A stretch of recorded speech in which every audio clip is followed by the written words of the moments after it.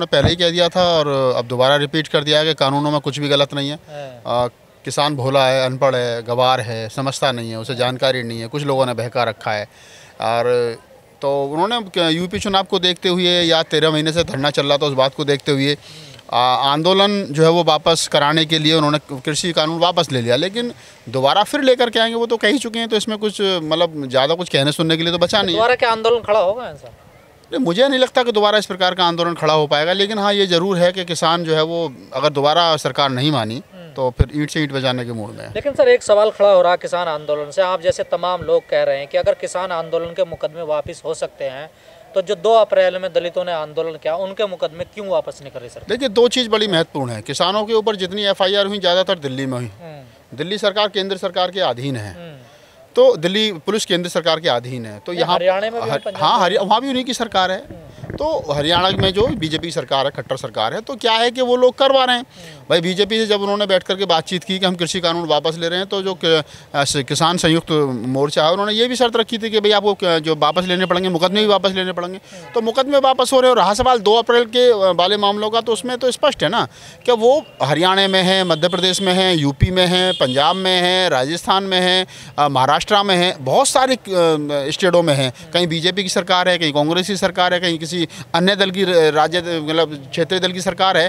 तो ऐसी स्थिति में वो जो सरकार वहाँ चल रही है, जो प्रदेश की हुकूमत वहाँ जो चल रही है, उनकी जिम्मेदारी बनती है कि वो मुकदमे वापस होने चाहिए। जैसे जब रविदास मंदिर का आंदोलन दिल्ली में हुआ था, 96 लोगों पर मुकदमा दर्ज हुआ। सुजीत सम्राट और एडवोकेट जो हैं उनके पूरी टीम ने उनको वॉच कर रहे थे और उसके बाद में वो 96 के 96 मुकदमे सुप्रीम कोर्ट से वापस हुए। तो ये सरकार की नीयत वह है, सरकार की को चाहिए कि जो लोग अपने हक हकूक़ की लड़ाई रोड पर लड़ रहे हैं और सरकार उन पर अनर्गल जो है वो मुकदमे थोप देती है, सरकार को चाहिए कि उन लोगों को मुकदमे वापस करने चाहिए। कोर्टों पर पहले ही इतना वर्डन है कि वहाँ पहले ही मुकदमों की सुनवाई नहीं हो रही है, आप हज़ारों की संख्या में फिर नए मुकदमे दे दोगे तो गलत है ना। नहीं सर, हक की लड़ाई तो दलित भी लड़ रहे, हक की लड़ाई किसान भी लड़ रहे थे। तो मैं किसानों का क्यों वापस? मैं वही कह रहा हूँ ना कि दलितों के भी वापस हुए हैं। दलितों के दिल्ली में देखिए 96 मुकदमे दलितों पर हुए थे रविदास मंदिर कांड में, जो मैंने बताया। नहीं, वो तो एक समझौता हुआ था सर, वो तो। लेकिन 2 अप्रैल वाले नहीं हो रहे। ये भी तो समझौता ही है, किसान आंदोलन भी तो एक समझौता ही है। उन्होंने कह दिया कि ठीक है हम कृषि कानून वापस ले लेंगे, उन्होंने कह दिया हमारे मुकदमे वापस, तो ये भी समझौता ही है। अब जैसे वो कह रहे हैं कि हम तो दोबारा कृषि कानून लाएंगे, तो फिर वो दोबारा क्या किसान दोबारा आंदोलन करेंगे? क्या किसान एकजुट इस प्रकार से हो पाएगा? तो ये बहुत सारी चीज़ें हैं जो भविष्य के गर्म में। सर 2 अप्रैल के मामलों को लेकर मायावती के तो बयान आ जाते हैं कि केस वापस होने चाहिए हमारी सरकार, लेकिन दूसरे जो नेता हैं उनके कोई बयान नहीं आ रहे हैं। देखिए, सबसे बड़ी बात क्या है कि जो लोग, मैं वही कह रहा हूँ कि जो लोग अखिलेश यादव के समाजवादी पार्टी में दलित कम्युनिटी के नेता भाग रहे हैं, जो बसपा में थे वो सब जा रहे हैं, सब सपा में कहा कि साहब वो ये है वो है, तो अखिलेश यादव को बढ़ करके आगे चढ़ करके सब बयान देना चाहिए कि हम लोग अगर हमारी सरकार बनी तो हम 2 अप्रैल के मामले के मुकदमे वापस लेंगे। लेकिन वो क्यों कहेंगे? उनका तो दलितों से कोई मतलब नहीं है ना बहन जी, क्योंकि दलितों के नेता हैं, सब समाज के नेता हैं, गरीब अकलियत की नेता हैं। तो बहन जी अक्सर ये बात कहती हैं कि हम तो हमारी सरकार आएगी तो हम जो मुकदमा वापस लेंगे। और उन्होंने राजस्थान में जब उसको कांग्रेस सरकार को समर्थन दिया था तो इस शर्त पे दिया था कि हम आपको समर्थन दे रहे हैं, लेकिन जो दलितों के खिलाफ मुकदमे वो आपको वापस लेने पड़ेंगे। लिए नहीं उन्होंने, लिए नहीं ना। तो मैं वही कह रहा हूँ कि उन्होंने मुकदमे वापस नहीं लिए, उधर वापस उल्टा जो बसपा के विधायक थे उनको और तोड़ लिया। तो समस्या वही है गजेंद्र जी कि कहने में और कथनी और करनी में फ़र्क है। वर्तमान में जो चाहे तो राज्य की सरकार चल रही है, चाहे केंद्र की सरकार चल रही है, ये वही सरकारें हैं सारी जो एंटी दलित हैं, एंटी मुस्लिम हैं, एंटी ब्राह्मण हैं। ये एक तरीके से एक खास समाज की सरकार चल रही है, खास वर्ग की सरकार चल रही है।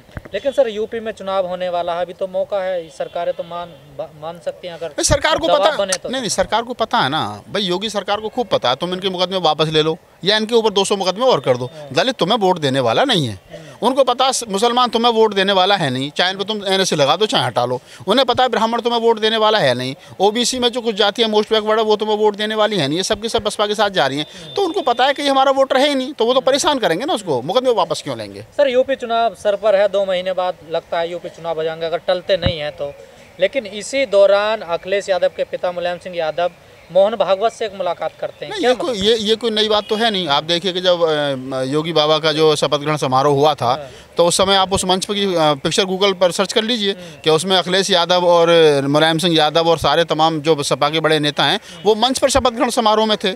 उससे पहले भी आप देखेंगे जो अखिलेश यादव के छोटे भाई हैं प्रतीक, उनकी जो मिसेज हैं, उनकी जो गौशाला है, उस गौशाला में योगी जी कितनी बार विजिट कर चुके हैं। आप देखेंगे कि शिवपाल यादव, मुलायम सिंह यादव, अखिलेश यादव वो कितनी बार योगी बाबा के घर जो जाकर के उनके स्वास्थ्य की राजी खुशी ले चुके हैं। कितनी बार योगी जी मुलायम सिंह यादव जी के आवास पे आकर के उनके घर पे चाय कॉफ़ी पी चुके हैं, उनके बच्चों के के साथ फ़ोटो आप गूगल पे मिल जाएंगे, अखिलेश यादव के तीनों बच्चों के साथ में फ़ोटो मिल जाएंगी। तो बात यही है गजेंद्र जी कि ये समाजवादी पार्टी के जो लोग हैं ये सबके सब बीजेपी हैं, सबके सब भाजपाई हैं। पर वो तो आरोप आप पे लगाते हैं कि आप लोग मिले हुए हैं। हम तो कहते हैं ना कि हमारी एक भी फोटो दिखा दो, जब योगी की शपथ ग्रहण समारोह हुई तो बसपा का एक भी नेता गया हो, बहन जी की तो छोड़ो कोई छोटा नेता गया हो, बीजेपी के किसी बड़े मंच पर जो है बहन जी या कोई दूसरा नेता गया हो। तो ये कहना आसान है, क्या बहन जी के आवास पर कोई बीजेपी का नेता गया, क्या बहन जी किसी बीजेपी के नेता के ऊपर वहाँ पर गई, ये बात अलग है। संसद भवन में बहन जी रही तो वहाँ पर बीजेपी के तमाम या अन्य दूसरे दलों के नेताओं के साथ में बैठना उठना रहा, क्योंकि वो तो सदन की गरिमा है।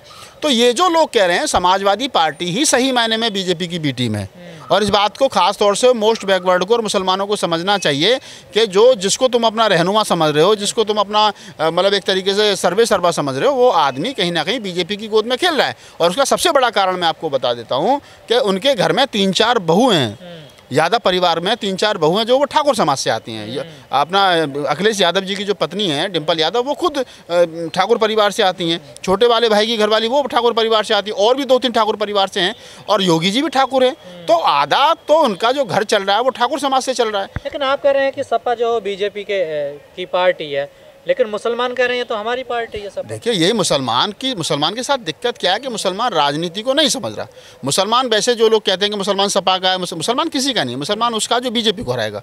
अगर कहीं पर मुस्लिम प्रत्याशी है और वो बीजेपी को हराने की उसमें है, स्थिति में है, और वो बसपा का, तो बसपा को वोट कर देंगे, वो कांग्रेस को वोट कर देंगे, वो बीजेपी को वोट कर देंगे। और 18 से 25 साल के मुसलमान तो आप देखो इस चुनाव में वो ओवैसी के साथ जा रहा है। तो मुसलमान, ओबीसी का जिक्र किया, ओबीसी चिल्ला कर यूपी में कह रहे हैं कि सुनो मुसलमानों, क्या अखिलेश किसी मुस्लिम को डिप्टी सीएम बनाएंगे जो 20% है जिनका वोट? बिल्कुल, मैं तो कह रहा हूँ उनको डिमांड करनी चाहिए। कब तक? जब मैंने तो उनका एक इंटरव्यू देखा जिसमें कहा कि कुशवाहा जो है वो इतने परसेंट है, उसको एक कुर्सी डाल दी, राजभर को इतने परसेंट है, उसको इतनी कुर्सी डाल दी, उसको कुर्सी डाल दी, हम कब तक खड़े रहेंगे? तो यही तो लोकतंत्र है। लोकतंत्र में आदमी को अपने हक के लिए आवाज़ उठानी पड़ती है, और ये सच्चाई है, इसको स्वीकार कीजिए कि अगर ओवैसी ने ये कहा है कि क्या डिप्टी सीएम बनाएंगे तो अखिलेश यादव को जवाब देना चाहिए इसके लिए। वो तो कह रहे हैं कि जब 3% वाला जाट जयंत डिप्टी सीएम बन सकता तो 20% वाला क्यों नहीं? मैं वही तो कह रहा हूं कि अगर ओवैसी सवाल को खड़ा कर रहे हैं तो अखिलेश यादव को खड़े होकर के इस पर जवाब देना चाहिए कि हाँ हम बनाएंगे। और मैं तो कह रहा हूं कि आप मुख्यमंत्री वो क्यों बनाओगे, क्या नाम है, मुसलमान को डिप्टी सीएम क्यों बनाओगे भाई? जब 7% यादव मुख्यमंत्री बन सकता तो 20% मुसलमान क्यों नहीं मुख्यमंत्री बन सकता? समाजवादी पार्टी अगर सही मायने में मुसलमानों की पार्टी है और मुसलमान उसको अपनी पार्टी मानते हैं तो अखिलेश यादव को घोषणा करनी चाहिए कि हम अगला मुख्यमंत्री बीजेपी जो है मुसलमान बनाएंगे। क्यों नहीं घोषणा करते हैं? या आप उनको हमेशा से यूज करते रहो। आजम खान डिमांड ही नहीं कर रहे थे। नहीं, मुस्लिम डिमांड नहीं कर रहे, मुस्लिम ओवैसी ने डिमांड की है ना। आजम खान साहब कितने साल से जेल में हैं, उनका सारा कुछ तहस नहस कर दिया बीजेपी ने। क्या समाजवादी पार्टी ने, अखिलेश यादव जी ने या अन्य किसी आदमी ने कोई किसी प्रकार की उनके लिए कोई प्रोटेस्ट किया, कोई अच्छा वकील किया, कोई कुछ किया? तो मुसलमान जो है वो भोली कौम है, वो धर्म के पीछे चलती है, राजनीति उसकी समझ में ज़्यादा आती नहीं है। कुछ एक चतुर लोग हैं जो आते हैं राजनीति में और दूसरी करवट करके बैठ जाते हैं और अपना पैसा बना लेते हैं। तो मुसलमानों को चाहिए कि वो राजनीति को बेहतर तरीके से सीखें, समझें और अपने हक हकूक़ की लड़ाई लड़ें। जैसे आदरणीय बहन जी ने मुस्लिम समाज के लिए उर्दू फारसी यूनिवर्सिटी बनाई, तो बनाई ना। अखिलेश सरकार भी रही, मुलायम सिंह जी की सरकार भी रही, किसने बनाई? दंगे हुए नहीं, दंगे हुए। मैं वही तो कह रहा हूँ कि बहन जी को वो अपना नेता फिर भी नहीं स्वीकार कर रहे हैं अभी भी। कुछ बुद्धिजीवी जो राजनीति को समझते हैं वो तो बहन जी को नेता मानते हैं, लेकिन अधिकतर तादाद में लोग नहीं मान रहे। क्यों? क्योंकि एक तो शिक्षा का अभाव है और दूसरा ये कि वो राजनीति को बेहतर तरीके से नहीं समझते हैं, जिसका ये अभाव है।